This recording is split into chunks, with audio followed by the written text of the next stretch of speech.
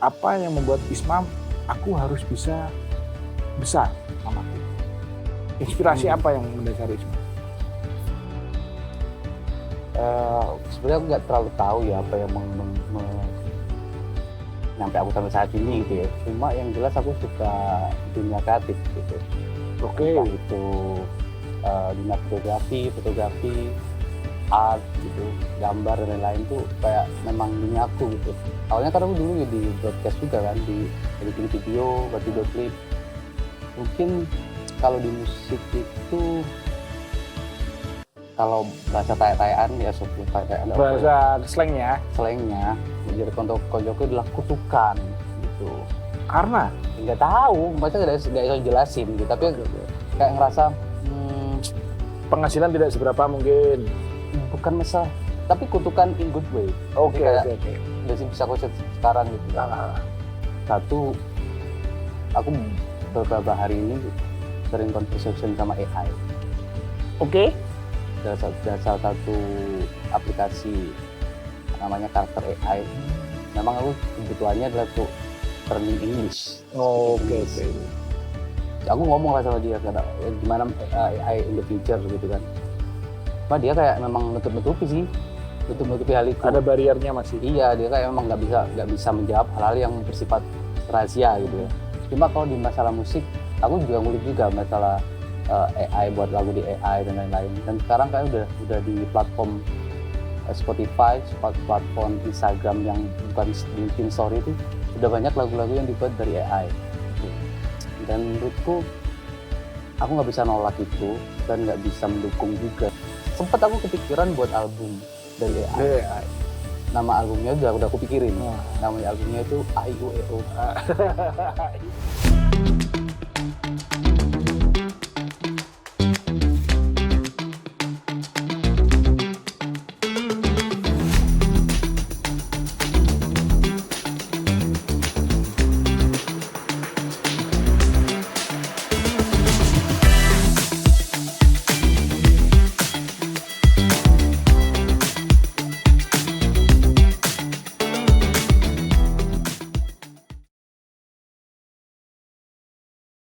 Selamat datang, berjumpa kembali di Diksi. Hari ini kita akan mengundang salah satu sosok yang menginspirasi di dunia musik ya. Di dunia musik tentunya ada Mas Ismam Saurus. Halo. Selamat datang Mas Ismam. Selamat datang, terima kasih sudah mengundang. Oke. Kita mungkin ini Mam ya, kenal cukup lama. Kita kenal cukup lama dan tahun berapa ya Mam ya? 2010 mungkin ya? 11. 2010 11 lah ya. Kita udah kenal cukup lama tahun 2010 2011. Aku lihatnya Ismam adalah sosok yang konsisten sampai sekarang di dunia musik. Oke. Coba Mam, ceritain Ismam dulu kecilnya seperti apa Mam? Ismam kecil nih? Kecil ya? Ismam kecil. Mungkin aku kecil itu ya selayaknya orang-orang daerah kok ya. Lumajang ya? Lumajang ya. Ya ini main layang-layang ngomong sih. Terus apa lagi ya? Cari ikan mungkin kalau sore, main bola, terus yang jelas yang paling aku ingat aku pernah nggak masuk sekolah SD karena takut sama guru matematika. Matematik? Iya, dan yang aku ingat adalah SD sampai SMA aku selalu ngerasa beruntung karena matematika aku masih oke lah. Gitu. Cukup lah, walaupun aku nggak terlalu bisa di matematika. Bukan menghitung rugi tapi menghitung untung ya? Banyaknya untung dan hoki. Sam, gitu. Flashback masa kecil. Ismam besar dan tumbuh kembang di mana, Mam? Kalau tepat lokasi ini ya, berarti aku di Lumajang, di Yosowilangun, di desa Krai. Besar. Tumbuh kecil, besar di sana. Orang tua asli sana. Lumajang, dua-duanya. Kalau ibuku Puger. Jember. Jember. Bapak? asli sana. Ada perbedaan cara mendidik apa? Kayaknya aku dari keluarga yang bisa dibilang kurang harmonis kali ya. Tapi menurutku orang tuaku udah ngelakuin yang terbaik, lah Terbaik. sampai sekarang. Buat anaknya ya. Tapi ya itu menjadi kayak apa ya, memori buruk. Tapi setelah dewasa aku ngerasa kayak nggak semudah itu yang menjadi orang tua gitu. Oke. Jadi aku memaklumi hal itu saat ini. Oke. Terus Mam, bapak di Lumajang, ibu di Pugar. Nah, Ismam kecil tumbuh dari keluarga yang mungkin dikatakan tidak harmonis. Kurang lebih kayak gitu. Kurang lebih. Bagaimana Ismam menyikapi hal tersebut pada saat kecil ya? Yang paling aku inget, aku selalu ketika orang tuaku bertengkar gitu, aku selalu sembunyi di bawah kolong kamar tidur. Itu sampai mengingat itu ya? Ingat, sangat ingat, dan aku selalu ngilang aja gitu. Pasti aku di bawah kolong kamar tidur dan kayak berdoa gitu. Sorry Mam, berapa bersaudara Mam? Dua bersaudara. Ismam adalah anak pertama ya. Oke. Lalu SMA di dia Sawilang juga. kuliah Di Unmu bro. Jember. Yoi. Jember Prime. Kenapa memutuskan untuk di Jember Mam? Sebenarnya waktu itu rencana orang tuaku mau kuliah di Lumajang. Oke. Universitas apa ya Lumajang ya? Ya Unilu lah. Unilu ya. Salah satu universitas negeri yang di Lumajang yang ya gitu-gitu aja lah. Okay. Terus tapi mungkin pada waktu itu EBSku itu belum punya EBSku duit. bapak ya? Iya, bapakku belum punya duit gitu. Jadi ketika aku keluar SMA, dia kayak ngerasa waktu itu ya agak sedikit bangkrut lah dari usahanya itu. Mikir anak kuliah kan biayanya lumayan. Akhirnya kayak gak usah kuliah jauh-jauh di Lumajang aja gitu. Memang aku udah mau waktu itu. Gak mau karena aku pernah dikasih informasi lah sama temenku remaja masjid, abang-abangan lah, kalau enaknya di Jember ae kon daripada di Lumajang. Di Jember nanti penghasilannya banyak gitu. Oke. Mungkin karena kata-kata itu jadi kayak aku maksa lah gitu, aku di Jember ae. Pengen mencari inspirasi di luar mungkin. Mungkin kayak mencari pengalaman di luar gitu, di luar kita di Lumajang. Cuma ya gitu, kayak terjadi cekcok lah, perdebatan cekcok, dan akhirnya aku udah jadi gak kuliah tahun itu. Gak kuliah tahun itu akhirnya apa istilahnya? Ya kayak itu, satu tahun itu aku isi les Photoshop, les bahasa Inggris, terus les kayak aku pernah study di Pare Kediri untuk learning English. Kayak gitu. Setelah itu udah setahun selesai, akhirnya kayak mungkin setelah itu ada rezeki itu orang tua. Akhirnya hijrahlah ke Jember. Jember jurusan apa? Ilmu komunikasi. Spesifiknya adalah? Tapi aku lebih seneng di broadcastnya ya. Broadcasternya. Kalau di Unmu itu komunikasi aja. Dulunya waktu itu FISIP maksudnya. Fakultas FISIP tapi prodinya ilmu komunikasi. Dan apa ya? Sebenarnya waktu itu mau ke bahasa Inggris di salah satu yang kampus sebelahnya, tapi nggak keterima. Ya udah di Unmu. Sebenarnya kecelakaan aja sih komunikasi, karena waktu itu cari fakultas yang nggak ada matematikanya. Oke. Mam, kita tahu Ismam ini salah satu, aku ya tahu sejarah kamu sampai saat ini dulu itu masih pakai gitar bolong tuh ya. Masih gitar bolong. Enggak, maksudnya gitar yang masih, kamu story itu gitar udah menemani berapa belas tahun. Pecah-pecah itu kan, sampai patah itu kan. Yang rayapen itu. Nah, rayapen. Nah, itu masih menjamani itu, Mam. Iya. Sampai di titik sekarang.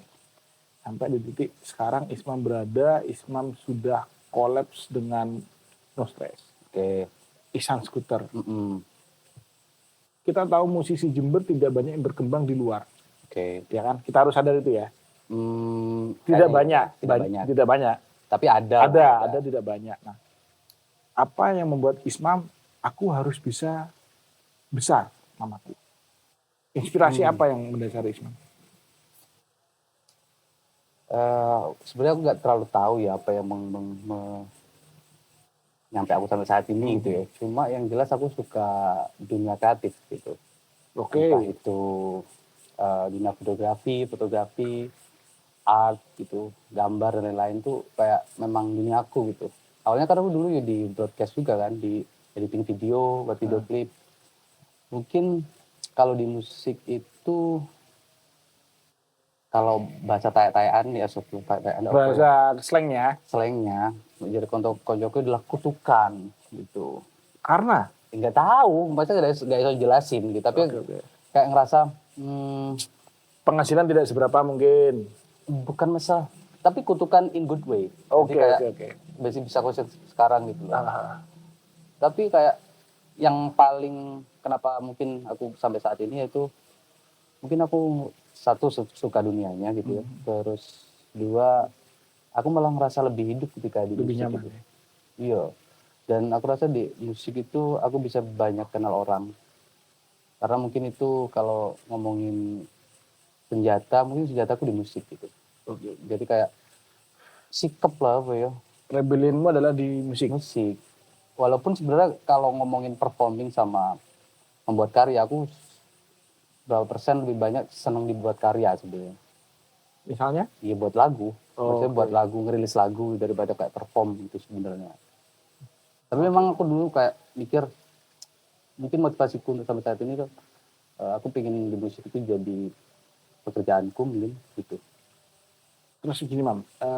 Aku percaya ya, seni termasuk musik itu adalah sesuatu hal yang dinamis. Setiap tahun pasti akan berputar. Ritmenya pun akan berputar ya. Dulu kita tahu musik easy listening kayak Armada, Iya. seperti Kangen Band. Nah, sekarang K-pop. dulu Boy band. boy band yang gampang di Bali. gampang dicerna ya. Anu lah Melayu lah. Melayu ya. Aliran Melayu. Sekarang musik mengalami pergeseran. Hmm. Zamanku adalah Air Supply, Oke. ya kan, AC/DC, Metallica, mungkin The Beatles ya, Bee Gees. Ramones, Bee Gees. Nah, sekarang pun mengalami pergeseran, Mas. Ada satu fenomena di mana, ini yang tak lihat ya, kalau playlist Spotify-mu yang followingnya semakin dikit, maka kamu akan semakin culture. Atau kamu semakin indie, underrated. Nah, itu gimana, Mam? Menyikapi hal tersebut, Mam? Aku rasa itu masalah selera ya mungkin. Ya. Ada seorang yang suka musik yang komersil gitu, yang memang lagi hit sekarang apa gitu. Tapi memang ada orang-orang yang memang suka musik yang tidak didengerin sama orang. Karena kayak ada ukuran kerennya di situ. Oke. Oh dengerin apa? Dengerin ini band mana itu nggak tahu. R&B gak ngerti kan? Nyampe istilahnya. Tapi sebenarnya itu kayak berapa persen sih orang kayak gitu. Oke. Tapi kalau aku pribadi, gimana cara lagu itu bisa dengerin banyak orang luas sih. Pesannya tersampaikan. Iya, tersampaikan dan iya seperti itu. Oke. Tapi memang ada fase di mana kayak aku jadi objek band yang underrated gitu. Di salah satu jajaran musik folk mungkin. Oke, Fox ya. Intinya musik folk mungkin kayak dulu era-era Seranti, Mas Iksan dan lain-lain itu kayak ini ada Banda daerah. Ini ada Saurus dia asli ini tapi underrated sih ini gitu. Cuma menurutku setiap musisi dan band pernah di fase itu deh kayak dan punya standarisasinya mereka sendiri ya. Mungkin istilahnya pendengarnya masih sedikit ya, kayaknya. Tapi mayor nih bersuaranya. Tapi dia menuju ke mayor sih kayaknya. Lalu Mam, berkaitan dengan lirik tadi, kan musik tidak lepas dari teknologi ya. Oke. Aku melihatnya ya. Banyak yang sekarang menggunakan loops. Kalau dulu pakai Fruity Loops. Fruity Loop, Iya kan? Nah, sekarang pun ada AI dan ChatGPT untuk mengolah kayak kemarin tuh ya. Kan rame suaranya bisa dipermak. Ya kan. Liriknya pun bisa dibuat. Isma menyikapi gitu gimana? Satu, aku beberapa hari ini sering conversation sama AI. Oke. Ada salah satu aplikasi namanya Karakter AI. Memang aku kebutuhannya adalah untuk learning English, speaking English. Aku ngomong lah sama dia gimana AI in the future gitu kan. Cuma dia kayak memang nutup-nutupi sih, nutup-nutupi hal itu. Ada bariernya masih. Iya, dia kayak memang nggak bisa menjawab hal-hal yang bersifat rahasia gitu ya. Cuma kalau di masalah musik, aku juga ngulik juga masalah AI, buat lagu di AI dan lain-lain. Dan sekarang kayak udah di platform Spotify, platform Instagram yang bukan bikin story itu udah banyak lagu-lagu yang dibuat dari AI. Oke. Dan menurutku aku nggak bisa nolak itu dan nggak bisa mendukung juga karena menurutku teknologi bakal Ya dinamis ya, depan, berputar. iya, berputar. Dan yang sebenarnya aku baru ibarat kemarin kayak yang aku ngomong sama si AI itu kan, bagaimana musik ke depan, gitu aku. Apakah produk-produk dari AI, contoh kita nge-create lirik di Suno gitu kan, Keluar tuh kan. aplikasi Suno tahu kan? Ya Suno itu terus di render terus di upload di DSP di platform jadi streaming, lagu itu. udah lagu atau nyetak nama sendiri, album apa nama sendiri, apakah itu bisa jadi produk musik atau album secara official gitu kan? Bisa jadi katanya. Padahal yang kita tahu ya, musik itu kan antara ritme, emosi, Oke. dan rasa. Hmm. Bisa nggak rasa dan emosi itu tergantikan? Aku rasa kalau ngomong itu nggak bisa. Cuma aku pikir manusianya yang mulai menurun masalah selera. Oh, taste-nya berarti ya. Maksudnya itu kayak ngomongin tentang AI yang pakai apa, gambar pakai prompt AI buat apa kayak Ghibli dan lain-lain itu kan orang udah mengamini hal itu, bro. Udah Walaupun, lama kan. iya, buat vektor art face gitu kan udah lama gitu. Bukannya menolak kan, kebanyakan orang ya wah seru ya gini. Itu mungkin terjadi di musik suatu saat. Ya sama kayak di desainer pakai Canva yang autopilot gitu kan. Soalnya AI. sekarang itu di aplikasi tersebut itu udah kayak kalau nggak salah istilahnya V3, itu udah level yang terbaru dan itu lebih humanis gitu. Jadi kayak Oke. kayak udah kayak orang terus soundnya udah bagus, mixing masteringnya udah bagus. Mungkin lebih memudahkan, tapi tidak bisa membohongi emosional dan rasanya ya. Sebenarnya nggak bisa, cuma menurutku bakal tetap laku. Akan cara nantinya ya. Iya serius. Soalnya aku pernah gitu, coba gitu, aku bikin lirik-lirik, aku masukin ke AI gitu, dan kalau buat inspirasi menurutku bagus. Kayak ketika kita kosong gitu, open buat lagu, tapi aku punya lirik bagus. Aku, Stuck ya, lagi stuck. Iya, lagi stuck, aku masukin gitu, oh bisa ya buat lagu seperti ini ya. Sempet aku kepikiran buat album dari AI. AI. Nama albumnya udah aku pikirin. Namanya albumnya itu AIUEO. AIUEO yang udah aku ambil. Pure AI gitu. Pure AI. Tapi aku rekod ulang tapi made by AI gitu.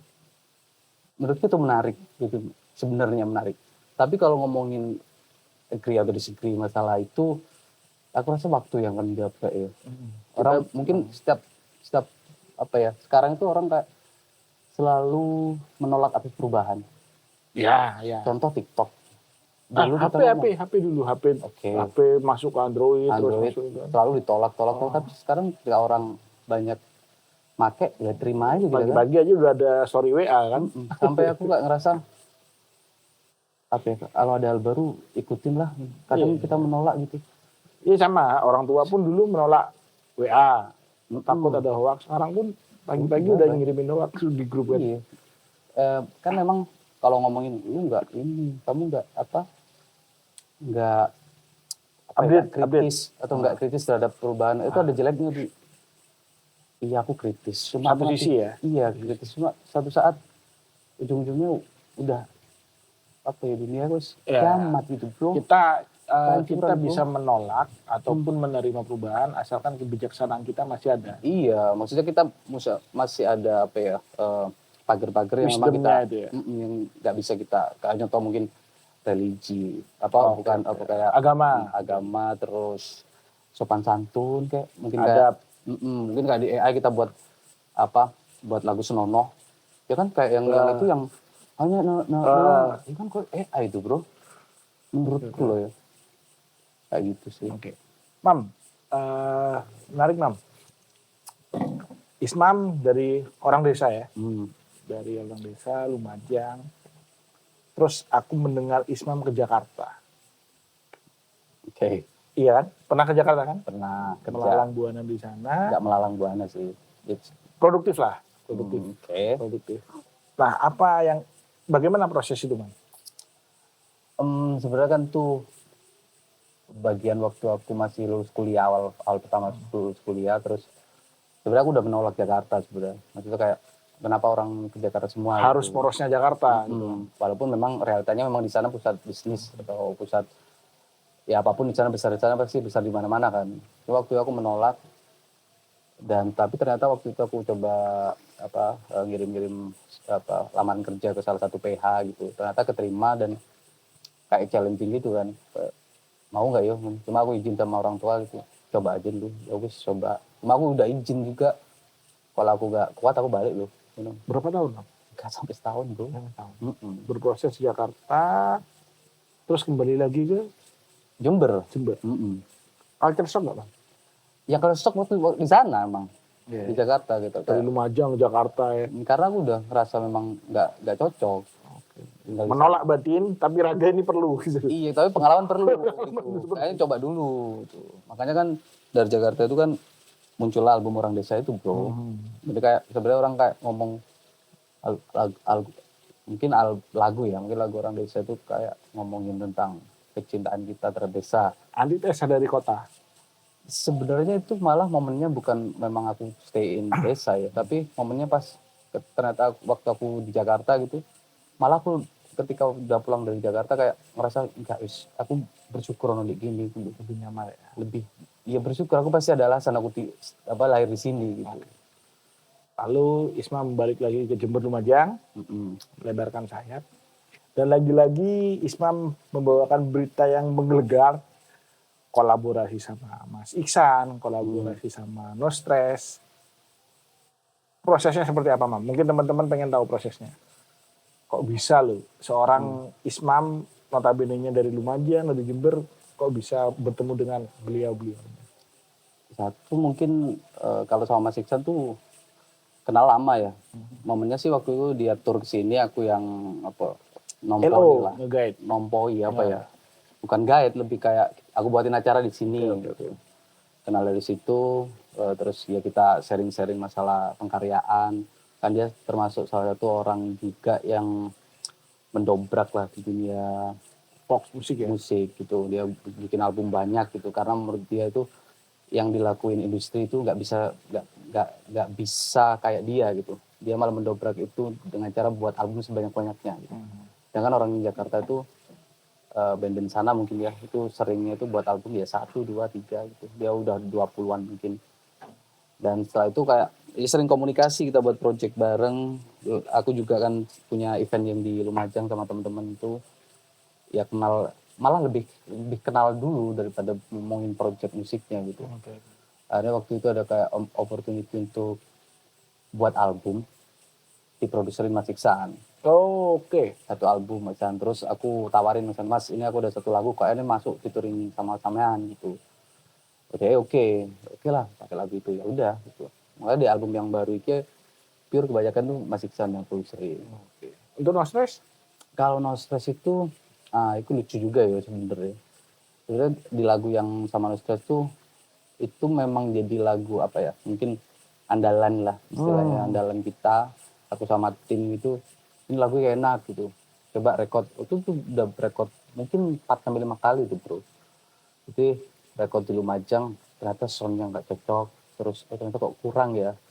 Ternyata kok nyanyimu apa ya kurang aja deh. Record lagi itu akhirnya diproduksi Mas Iksan tuh record lagu itu juga. Cuma ada part yang memang kenapa kurang ya? Kurang itu karena kita punya tim yang memang itu untuk aku memang melepas itu semua gitu. Cuma menurut kalian gimana gitu. Akhirnya kurang, aku record sendiri ada. Sebagai audit mungkin ya? Mungkin sebagai teman sharing aja. Waktu itu juga ada kesibukan lain lah gitu. 3-4 lagu sampai fix yang bukan yang ini malah, yang keempat. Yang keempat itu apa Mas? Ya lagu ini tapi versi yang keempat. Tapi gak dirilis. Emang ada. Iya, ada semoga. Ini masuk ini masuk yang keempat ini. Bukan gitu ceritanya. Yang kedua itu yang sekarang ini waktu itu karena terlalu banyak versi, kepikiran waktu itu aku memang terinspirasi lagu dan semoga itu pencetusnya lagunya No Stress yang semoga ya itu. Semoga ya. Kayak pengen buat lagu kayak gitu. Akhirnya ya buatlah selang berapa tahun ya 3 tahun. Akhirnya galau masalah lagu yang versi yang mana yang enak dirilis. 3 tahun proses itu, Bang. 3 tahun. 2 sampai 3 tahun lah kayaknya. Akhirnya aku coba calling manajer No Stress, Mas Bitu Chandra itu kan. Kebetulan dia kan pernah main di Lumajang kan Party Libur. Aku coba tawarin, Mas, aku punya lagu gini dan aku pengen featuring sama No Stress gitu. Coba dengerin sama No Stress dulu ya. Oke. Selang pokoknya lama waktu itu, lama jawabnya menurutku oke lah, kayaknya aku masih mungkin di kesempatan lain kali ya gitu. Menurutku waktu itu ditolak gitu loh. Soalnya dari aku ngirim sampai di ACC itu mungkin 2 bulanan kayak 2 sampai 3 bulan deh kayaknya. Ternyata setelah 3 bulan tuh di Kupit ngabarin, Mam masih bisa kontribusi di lagumu. Ternyata setelah aku kesana gitu, ya dia waktu itu ada project sama Bandanera itu, sama Hara itu. Ada kolaborasi yang memang nggak bisa masuk di situ. Kolaborasi. Akhirnya dia oke, ya udah aku masuk. Ya dan dia approve untuk featuring sama laguku.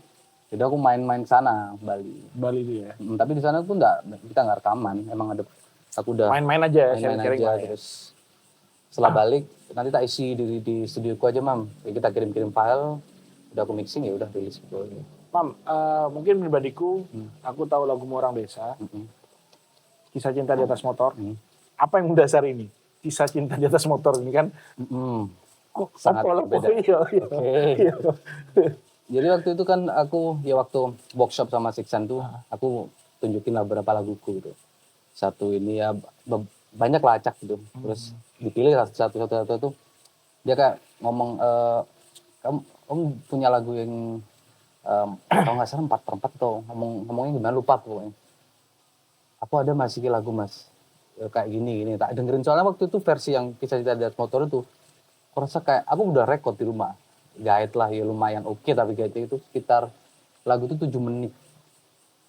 Terus aku ngomongin 7 menit awal ya. Sama kayak lagunya Avenged Sevenfold. Koyo Twitter. Iya. 7 menit aku kirimin sama Siksan kan. Mas, ini aku punya lagu gitu. Sama dengerin ya. Tapi 7 menit kepanjangan ini Mas. Iso gak samain ngetok iki. Maksudnya aku pengen sing compact gini ketika workshop. Yang simple. Akhirnya kayak dirubah-rubah. Tapi kamu pengen gak nyanyi lagu iki? Ya gak apa-apa wis, itu laguku. Momennya aku memang itu laguku bukan lagu orang gitu. Ya udah diketok akhirnya jadi yang sekarang ini. Apa, Mam? Kok Kisah Cinta di Atas Motor gitu? Kok nggak di atas Pajero atau mobil kayak apa? Kan belum punya kayak gitu. Ya. Kisah Cinta di Atas Motor. Kayaknya itu yang relate sama aku deh. Karena aku keresahan ya. Mungkin 10 tahun ke depan mungkin aku buat Kisah Cinta di Atas Pajero. Fortuner gitu ya. Lalu yang aku tahu adalah dan semoga. Aku mengerti liriknya. Lirik itu adalah doa. Bagiku ya. Dan semoga adalah doa. Karena ada terbesit itu maaf untuk orang tua. Kita belum bisa menjadi apa yang mereka inginkan. Apakah ada khusus seperti itu? Apa ada apa? Khusus untuk seperti itu doanya? Untuk Ismam sendiri ya? Menurutku iya deh kayaknya. Maksudnya kita selalu pengen jadi yang terbaik buat orang tua gitu kan. Membuktikan ya? Membuktikan yang terbaik. Iya, yang terbaik. Aku rasa setiap orang tua itu pengen anaknya itu hidup bahagia. Walaupun terkadang kita punya pet hidup tersendiri gitu ya. Kadang kita kayak orang tua udah ngasih mengusahakan semaksimal mungkin, masukin kemana gitu, tapi kita yang nolak gitu kan. Tapi ya itu sama dulu sampai kapanpun kita kayak gak bisa gak bisa membalas budinya mungkin. Iya, orang tua ya. Sekecil bukan masalah harta juga kayak mungkin masalah waktu atau perbincangan yang hangat. Mungkin ini ya perhatian. Mungkin iya. Kadang kita kayak lupa gitu, hal kecil gitu. Padahal kayak kita contoh kita udah nikah gitu, kita udah hidup sama istri kita gitu. Sendiri. Kita pulang untuk cuma sebentar 1 jam itu menurutku itu berharga kan sekarang. 1 minggu sekali gitu. Karena mereka udah gak punya siapa-siapa lagi. Gitu. Ya, Mereka yakin di usia tua sekarang ini dia merasa sepian kayak mau sudah diajak ngobrol ya. mau cari apa lagi gitu. Ya itu sih pencetusnya kayak.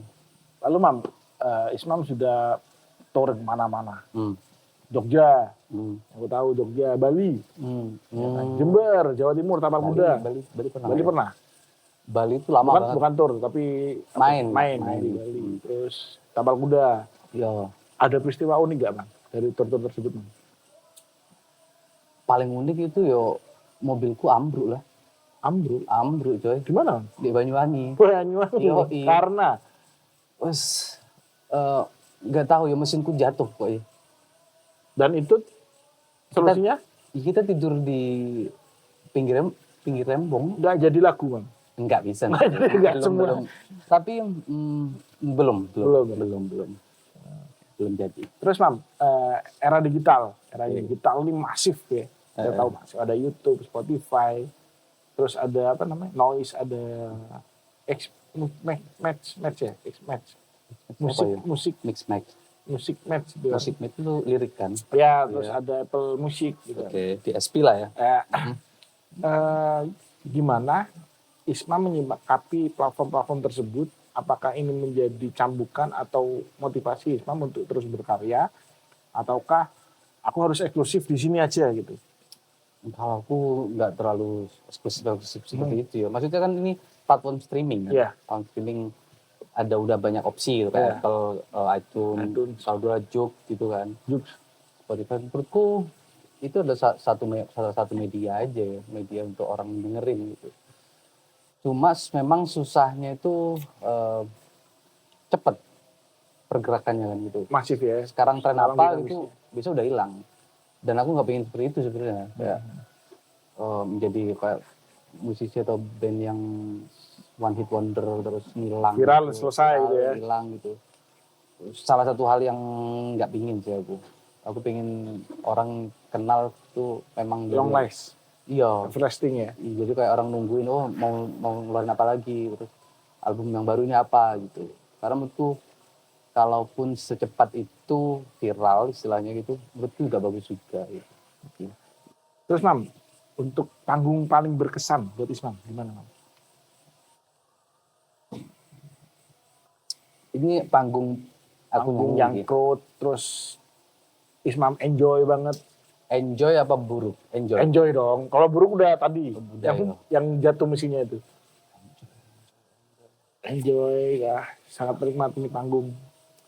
Aku rasa sering sih kok cuma yang berkesan mungkin di lupa gitu. Selain Lumajang sama Jember ya? Mana ya? Lupa bro. Jogja, Enggak sih, enggak terlalu. Bali, Mungkin yang paling Jombang kok. Jombang. Jombang. Nggak tahu ya, mungkin karena aku. Jadi kan kesannya intimate dan orang-orangnya kayak Singelong ya. singelong padahal nggak tahu lagunya gitu. Terus aku yang paling unik itu ketika itu ya aku kan iseng kayak kadang gitaran iseng gitaran lagu kan Vals yang Bento gitu. Lah kok nyanyi padahal aku iseng teng terus langsung nyanyi kok berku kok gini sih ini aku terusin terus aku tanyain sama temanku gitu. Lanjut. Mari gripe apa iki? Berku lucu gitu. Dan excited banget gitu teman-teman Jombang. Terus Mam, terakhir buat Ismaman, mungkin para teman-teman, adik-adik ataupun yang udah besar dewasa ingin memulai dunia musik, ada pesan nggak Mam? Buat Ismaman? Mungkin pesannya apa ya? Pesan yang bangun ya? Membangun gitu. Ya apa ya? Mungkin enjoy perjalanannya mungkin ya. Prosesnya dinikmati. Ya. Terus itu ini lebih ke kayak gini, kayak mungkin gini. Banyak orang terhipnotis oleh efek dari seorang musisi gitu atau pengkarya gitu. Efeknya itu kamu digandrungi orang, terkenal, kamu ya tren lah gitu. Efeknya akhirnya orang banyak tahu. Itu hanya efek aja sih gitu. Tapi lebih fokus ke ya udah itu. Efek itu kan nggak usah dipikirin, ya pasti berefek gitu kan. Itu akibatnya ya? Akibatnya sebabnya udah harus kita pelajari. Iya, sebabnya itu mungkin kamu tetap fokus bikin karya. Konsisten. membangun relasi. Karena di jalur musik menurutku sangat banyak spektrumnya ya, kayak mulai dari tempat kopi ya, kita punya kenal tempat kopi ya, tongkrongan, terus teman yang di media, teman yang di ini, pokoknya banyak lah, maksudnya perbanyak teman gitu loh. Karena mungkin itu bakalan connect di suatu saat gitu. Dan menjadi ladang mungkin ya, ladang rezekinya ya. Makanya semakin banyak teman, semakin banyak rezeki mungkin gara-gara itu ya. Ya itu sih, mungkin jangan terlalu fokus pada efeknya gitu. Oke Mam, terakhir Mam, kalau di diksi itu kita punya 3 pertanyaan cepat Mam. 3 pertanyaan tepat. Cepat gitu yo.